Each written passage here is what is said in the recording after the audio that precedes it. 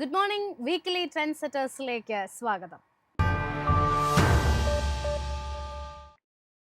ചരിത്രപരമായ തകർച്ചയ്ക്കാണ് പോയ വാരം ആഭ്യന്തര വിപണി സാക്ഷ്യം വഹിച്ചത്. 29 വർഷത്തിനിടെ ആദ്യമായാണ് ഇത്രയും ദൈർഘ്യമേറിയ പ്രതിമാസ നഷ്ടത്തിന് നിഫ്റ്റി സാക്ഷ്യം വഹിക്കുന്നത്. ട്രംപിന്റെ താരിഫ് ഭീഷണികൾ, ദുർബലമായ കോർപ്പറേറ്റ് വരുമാനം, തുടർച്ചയായ വിദേശ നിക്ഷേപകരുടെ പിൻവാങ്ങൽ, കരുത്താർജിക്കുന്ന US ബോണ്ട് ഈൽഡ്, വർദ്ധിച്ചു വരുന്ന സാമ്പത്തിക അനിശ്ചിതാവസ്ഥ എന്നിവയിൽ വിപണിയിൽ വിൽപ്പനാ സമ്മർദ്ദം കനത്തു. ഒപ്പം ആഗോളതലത്തിൽ എൻവിഡിയ ഓഹരികൾക്കുൾപ്പെടെ തിരിച്ചടി നേരിട്ടതും ഇന്ത്യൻ IT കമ്പനികളെയും വലച്ചു. 5 മാസം മുൻപ് റെക്കോർഡ് നേട്ടം കൈവരിച്ച നിക്ഷേപകർ ഇപ്പോൾ നഷ്ടങ്ങളുമായി മല്ലിടുകയാണ്. നിഫ്റ്റി 50യും സെൻസെക്സും ഫെബ്രുവരിയിൽ മാത്രം ഇടിഞ്ഞത് ഏകദേശം 6%. 2024 സെപ്റ്റംബറിൽ നിഫ്റ്റി എക്കാലത്തെയും ഉയർന്ന നിരക്കായ 26,277.35 ശേഷം ഉണ്ടായ വിപണിയുടെ വീഴ്ചയിൽ നിക്ഷേപകരുടെ സമ്പത്തിൽ നിന്ന് 90 ലക്ഷം കോടിയിലധികമാണ് ചോർന്നുപോയത്. നിലതെറ്റിയ വിപണിയിൽ സകല സെക്ടറുകളുടെയും നടുവൊടിഞ്ഞു. പ്രതിവാര പ്രകടനം നോക്കുമ്പോൾ 3% ഇടിവാണ് നിഫ്റ്റി 50 സൂചിക രേഖപ്പെടുത്തിയത്. ബാങ്ക് നിഫ്റ്റി ആകട്ടെ 1.3%. 8% വീണ IT സൂചികയാണ് സെക്ടറൽ സൂചികകളിൽ ഏറ്റവും അധികം സമ്മർദ്ദം നേരിട്ടത്. 7%-ലധികമാണ് മീഡിയ സൂചികയിലുണ്ടായ തകർച്ച. 5.52% ഇടിഞ്ഞ റിയൽറ്റി മേഖലയും 5.33% ഇടിഞ്ഞ PSU ബാങ്ക് സൂചികയിലും സെല്ലിംഗ് പ്രഷർ കനത്തു. 5% തന്നെ മെറ്റൽ, എനർജി, ഓട്ടോ സൂചികകളും ഇടിഞ്ഞു. ബ്രോഡർ മാർക്കറ്റിലും ചുവപ്പ് പടർന്നതോടെ BSE small cap 6.05%, mid cap സൂചിക 4.41% ഇടിവിലേക്കും നീങ്ങി. മെക്സിക്കോ, കാനഡ എന്നീ രാജ്യങ്ങൾക്ക് മേലുള്ള നികുതി മാർച്ച് 4 തന്നെ നിലവിൽ വരുമെന്ന ഡൊണാൾഡ് ട്രംപിന്റെ പ്രഖ്യാപനവും ചൈനയ്ക്ക് മേലുള്ള 10% അധിക നികുതി ഏർപ്പെടുത്തിയ നടപടികളുമൊക്കെ വിപണിയുടെ ഗതിയെ തന്നെ മാറ്റിമറിച്ചു. ഒപ്പം മികച്ച നമ്പേഴ്സ് പബ്ലിഷ് ചെയ്തിട്ടും നിക്ഷേപകരുടെ പ്രതീക്ഷകൾക്കൊത്തുയരാൻ സാധിച്ചില്ല എന്ന കാരണത്താൽ എൻവിഡിയ ഓഹരികളിലും മാഗ്നിഫിഷ്യന്റ് 7 ഓഹരികളിലും കനത്ത വിൽപ്പനാ സമ്മർദ്ദം നേരിട്ടു. എന്നാൽ അനുമാനങ്ങൾക്കനുസൃതമായ കോർ PCE, 4ാം പാദ GDP എസ്റ്റിമേഷൻ കണക്കുകളും ഡൗ ജോൺസ് സൂചികയുടെ ഇടിവിനെ മറികടക്കാൻ സഹായിച്ചപ്പോൾ ടെക് ഹെവിയായ S&P 500, നാസ്ഡാക്ക് 100 എന്നിവയിൽ വിൽപ്പനാ സമ്മർദ്ദം തുടരുകയാണ് ചെയ്തത്. പ്രതിവാര പ്രകടനം വിലയിരുത്തുമ്പോൾ ഡൗ ജോൺസ് 0.95% നേട്ടം റിപ്പോർട്ട് ചെയ്തപ്പോൾ S&P 500 സൂചിക 0.98% ഇടിവും നാസ്ഡാക്ക് 100 3.38% നഷ്ടത്തിലുമാണ് ട്രേഡിംഗ് അവസാനിപ്പിച്ചത്. മാർച്ചിലെ ആദ്യ വാരത്തിലേക്ക് കിടക്കുമ്പോൾ അമേരിക്കൻ സൂചികകളെ കാത്തിരിക്കുന്നത് തൊഴിൽ വിപണിയുമായി ബന്ധപ്പെട്ട നിർണായകമായ ഡാറ്റകളാണ്. മാർച്ച് 3 വരുന്ന ഫെബ്രുവരിയിലെ നിർമ്മാണ മേഖലയിലെ PMI കണക്കുകളാണ് US സൂചികകളെ കാത്തിരിക്കുന്ന പ്രധാന ഡേറ്റകളിൽ ആദ്യം. ജനുവരിയേക്കാളും നേരിയ തോതിലുള്ള കുറവ് PMIയിൽ ഉണ്ടാകുമെന്നാണ് പ്രതീക്ഷ. മാർച്ച് 5 വരുന്ന service, S&P global composite PMI കണക്കുകളും വിപണി ശ്രദ്ധ ആകർഷിക്കും. അന്നേ ദിവസം തന്നെ പ്രസിദ്ധീകരിക്കുന്ന ADP non farm employment change ഡാറ്റകളോടെയാണ് അമേരിക്കൻ ലേബർ ഡാറ്റകൾ റിപ്പോർട്ട് ചെയ്തു തുടങ്ങുന്നത്. മാർച്ച് 6 പതിവ് പോലെ ഇനീഷ്യൽ ജോബ്ലെസ് ക്ലെയിംസ് ഡേറ്റയും വരും. തുടർന്ന് മാർച്ച് 7 വിവിധ ലേബർ ഡേറ്റകൾ എത്തും. ഇതിൽ ആദ്യത്തേത് ഫെബ്രുവരി മാസത്തെ നോൺ ഫാം പേറോൾ ഡേറ്റയാണ്. ജനുവരിയിലെ ഡേറ്റയെക്കാളും കുറവാണ് ഫെബ്രുവരിയിൽ പ്രതീക്ഷിക്കുന്നത്. അന്നേ ദിവസം തന്നെ അമേരിക്കയുടെ തൊഴിലില്ലായ്മ കണക്കുകളും വരുന്നുണ്ട്.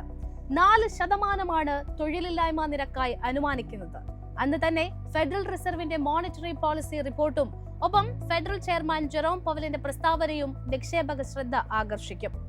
ട്രംപ് സ്വീകരിക്കുന്ന താരിഫ് നയങ്ങളുടെ പശ്ചാത്തലത്തിൽ അമേരിക്കയിൽ പണപ്പെരുപ്പം വർദ്ധിക്കുമെന്നാണ് അനലിസ്റ്റുകളുടെ നിഗമനം. കഴിഞ്ഞ ആഴ്ച വിവിധ സ്ഥലങ്ങളിലായി ഫെഡറൽ റിസർവ് അംഗങ്ങൾ പലിശ നിരക്കിൽ ഒരു കോഷ്യസ് സ്റ്റാൻസ് സ്വീകരിക്കണമെന്നാണ് വ്യക്തമാക്കിയത്. ഇതോടെ ഇനി വരുന്ന യോഗങ്ങളിൽ ഫെഡറൽ റിസർവ് കൂടുതൽ ഹോക്കിഷ് ആയിട്ടുള്ള നടപടികളായിരിക്കും സ്വീകരിക്കുക എന്നൊരു പ്രതീക്ഷ നിലനിൽക്കുന്നുണ്ട്.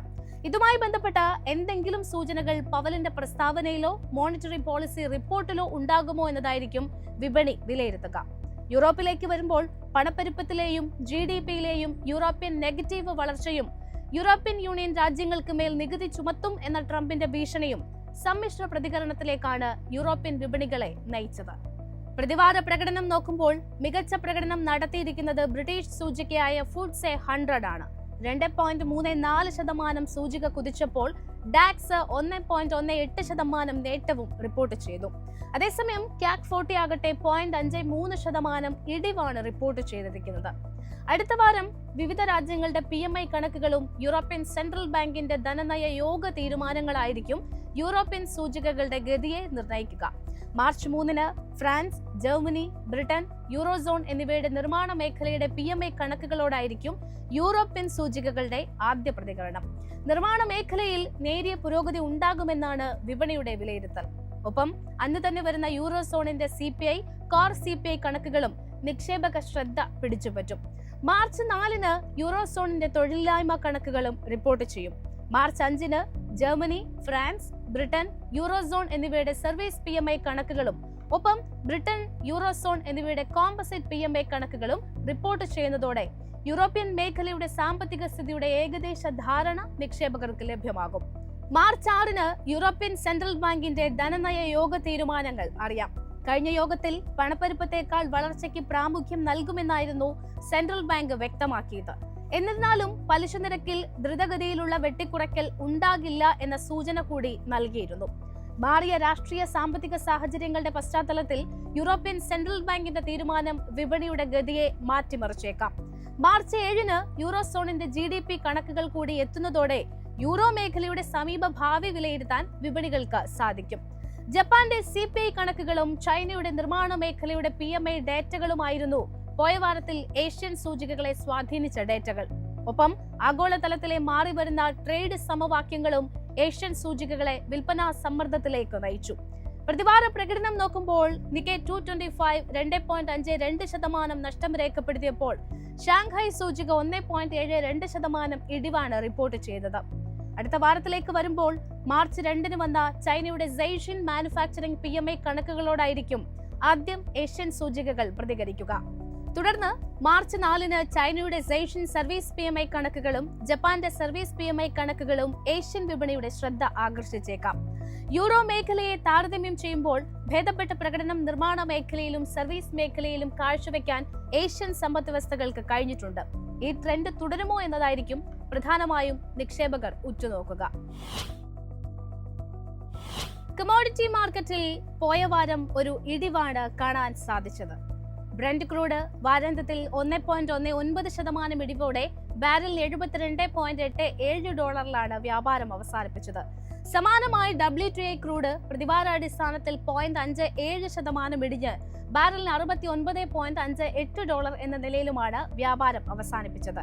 ട്രംപിന്റെ പുതിയ താരിഫ് ഭീഷണികൾ ചൈനയുടെ സാമ്പത്തിക വളർച്ചയെക്കുറിച്ചുള്ള ആശങ്കകൾ ഉയർത്തുന്നതിനാൽ എണ്ണവില $70 താഴ്ന്നു. US-ലേക്കുള്ള അനധികൃത ലഹരി മരുന്നിന്റെ ഒഴുക്കിനെ തുടർന്ന് കാനഡ, മെക്സിക്കോ എന്നിവയ്ക്ക് പുറമെ ചൈനയ്ക്ക് മേലും ട്രംപ് 10% അധിക തീരുവ പ്രഖ്യാപിച്ചു. ടെക്നിക്കൽ സൈഡിൽ ബ്രന്റ് ക്രൂഡിന്റെ ആദ്യ സപ്പോർട്ട് $72.53 തുടർന്ന് $71.49 അപ്സൈഡിലേക്ക് വരുമ്പോൾ $74.18 റെസിസ്റ്റൻസ്. ഇത് മറികടക്കാൻ സാധിച്ചാൽ $74.79 റെസിസ്റ്റൻസ് ആയി ആക്ട് ചെയ്യും.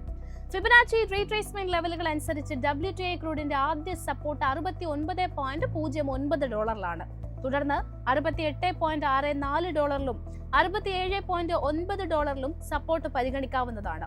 മറുവശത്ത് $70.57 ആദ്യ റെസിസ്റ്റൻസ് പ്രതീക്ഷിക്കാം.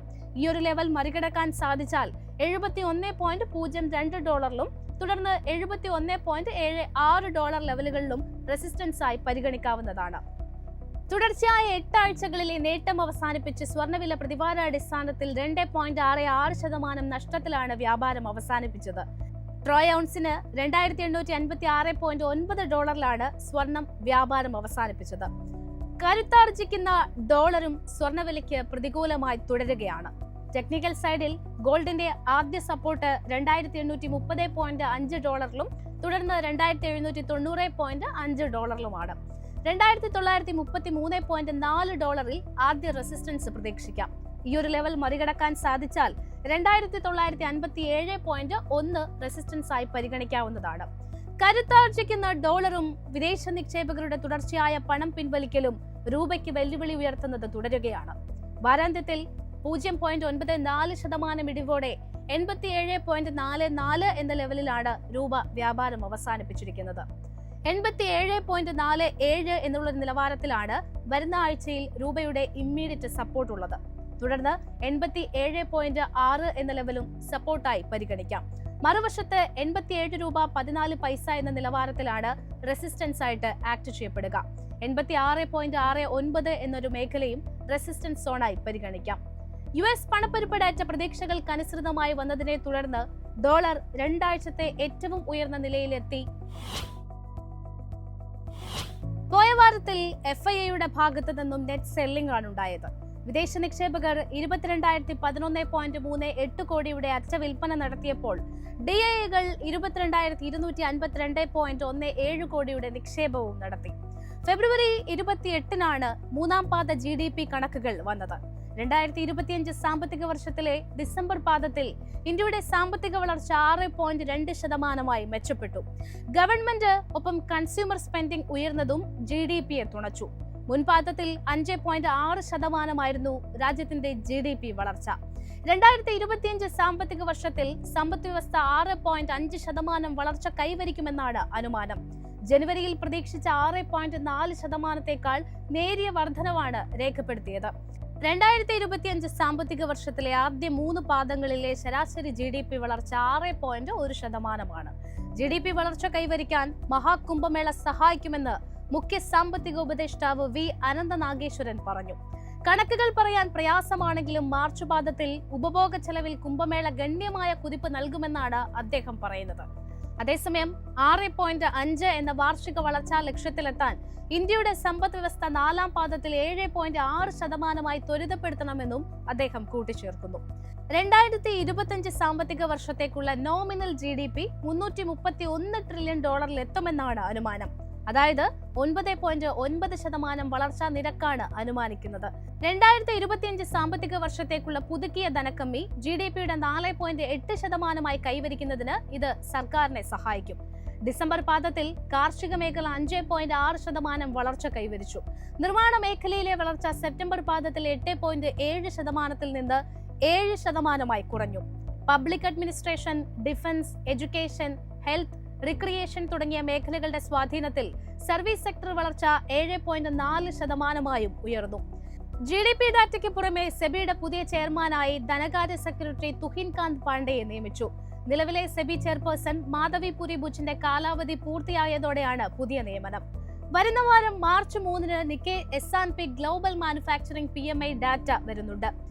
ഫെബ്രുവരി 21-ന് റിപ്പോർട്ട് ചെയ്ത 57.7-ൽ നിന്നും 57.1-ആയി PMI കുറയുമെന്നാണ് അനുമാനം. മാർച്ച് 5-ന് മണി സപ്ലൈ കണക്കുകൾ പുറത്തു വരുന്നുണ്ട്. അന്നേ ദിവസം തന്നെ നിക്കേ സർവീസ് PMI ഡാറ്റയും എത്തും. ഫെബ്രുവരി 21-ന് റിപ്പോർട്ട് ചെയ്ത 56.5-ൽ നിന്നും 61.1-ആയി PMI ഉയരുമെന്നാണ് അനുമാനങ്ങൾ. മാർച്ച് 1-ന് പുറത്തുവന്ന ഓട്ടോ സെയിൽസ് ഡാറ്റകളായിരുന്നു മറ്റൊരു നിർണായകമായ കണക്കുകൾ. 2025 ഫെബ്രുവരിയിലെ റീറ്റെയിൽ കാർ വിൽപ്പന സമീപ വർഷങ്ങളിൽ നിന്നും ഇടിവ് രേഖപ്പെടുത്തിയിരിക്കുകയാണ്. പ്രതീക്ഷകൾക്കൊത്തുയരാത്ത ഡിമാൻഡ് പരിതസ്ഥിതി ഓട്ടോ കമ്പനികൾക്ക് തിരിച്ചടിയായിട്ടുണ്ട്.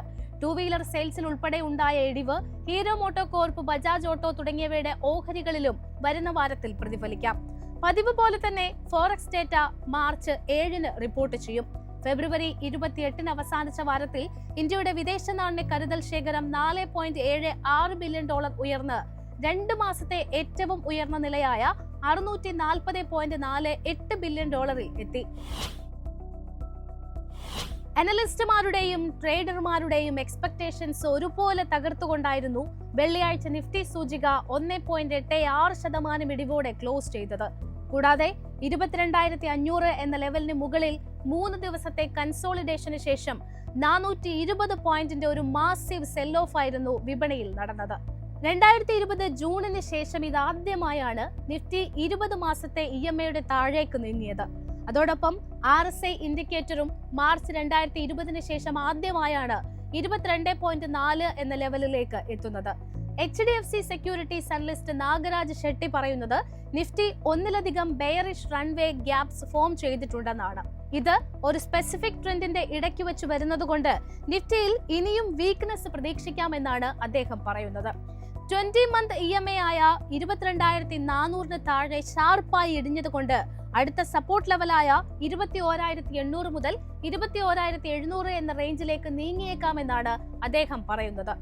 ഇമ്മീഡിയറ്റ് റെസിസ്റ്റൻസ് 22,300 പരിഗണിക്കാമെന്നും നാഗരാജ് ഷെട്ടി പറയുന്നു. SBI സെക്യൂരിറ്റീസിലെ അനലിസ്റ്റുമാർ പറയുന്നത് മൊമെന്റം ഇൻഡിക്കേറ്ററുകൾ ഒരു മിക്സഡ് പിക്ചറാണ് കാണിക്കുന്നത് എന്നാണ്. RSI അതിന്റെ ലോവസ്റ്റ് പോയിന്റിലാണെങ്കിലും ഒരു ട്രെൻഡ് റിവേഴ്സലിന് പകരം അടുത്ത കുറച്ച് സെഷനുകളിൽ സെല്ലിംഗിന്റെ ഇന്റൻസിറ്റി കുറയാനുള്ള സാധ്യതയുണ്ട് എന്നാണ്. ഈ ഒരു സിറ്റുവേഷനിൽ 22,000 മുതൽ 21,900 സപ്പോർട്ടായും 22,650 മുതൽ 22,700 റെസിസ്റ്റൻസ് ആയി പരിഗണിക്കാമെന്നും അവർ പറഞ്ഞു വെക്കുന്നു. മറ്റുള്ള ഇൻഡീസസിനേക്കാൾ കമ്പാരിറ്റീവ്ലി കുറഞ്ഞ ലോസ് ആയിരുന്നു ബാങ്ക് നിഫ്റ്റിയിൽ കാണാൻ സാധിച്ചത്. ഏകദേശം 0.82% ഇടിവ് രേഖപ്പെടുത്തിയും ക്ലോസിംഗ് ബേസിസിൽ 48,300 സപ്പോർട്ട് എടുക്കാനും സൂചികയ്ക്ക് സാധിച്ചിരുന്നു. മാർക്കറ്റിൽ ഒരു റിക്കവറി ഉണ്ടായാലും അത് നിലനിൽക്കാനുള്ള ചാൻസസ് കുറവാണെന്നാണ് ലക്ഷ്മിശ്രീ ഇൻവെസ്റ്റ്മെന്റ് റിസർച്ച് ഹെഡായ അൻഷുൽ ജെയിൻ പറയുന്നത്. അതുകൊണ്ട് 48,500 മുതൽ 48,600 റെസിസ്റ്റൻസ് ആയും 47,900 ഇമ്മീഡിയറ്റ് സപ്പോർട്ടായി പ്രവർത്തിച്ചേക്കാമെന്നും അദ്ദേഹം പറഞ്ഞു വെക്കുന്നു. ആഗോളതലത്തിൽ നിലനിൽക്കുന്ന അനിശ്ചിതാവസ്ഥകൾ ആഭ്യന്തര വിപണിയിലേക്ക് പടരുമ്പോൾ നിക്ഷേപകരുടെ നെഞ്ചിടിപ്പും വർദ്ധിക്കുകയാണ്. എന്നിരുന്നാലും നിയർ ടേമിൽ വിപണിയിൽ ഒരു ഷോർട്ട് കവറിംഗ് റാലിയുടെ സാധ്യതയും തള്ളിക്കളയാനാവില്ല. കഴിഞ്ഞ 4 വർഷത്തെ മാർച്ച് മാസത്തിലെ പ്രകടനം നോക്കുമ്പോൾ നിഫ്റ്റി പോസിറ്റീവ് റിട്ടേൺ ആണ് നൽകിയിരിക്കുന്നത്. ചരിത്രം ആവർത്തിച്ചാൽ ഇത്തവണയും നിക്ഷേപകരെ മാർച്ച് മാസം തുടച്ചേക്കാം. വാറൻ ബഫയുടെ വാക്കുകൾ കടമെടുത്താൽ be fearful when others are greedy and be greedy when others are fearful. ഓരോ ഇടിവിനെയും ബുദ്ധിപരമായി സമീപിക്കുന്ന നിക്ഷേപകർ മാത്രമേ ഓഹരി വിപണിയിൽ നേട്ടം കൊയ്തിട്ടുള്ളൂ എന്ന് ഓർമ്മപ്പെടുത്തിക്കൊണ്ട് മാർക്കറ്റിന്റെ കൂടുതൽ ഡീറ്റെയിൽസും എക്സ്പെർട്ട് ഒപ്പീനിയനും ഒക്കെയായിട്ട് തിങ്കളാഴ്ച രാവിലെ 8:30 മാർക്കറ്റ് പ്ലസിൽ കാണാം. നന്ദി, നമസ്കാരം.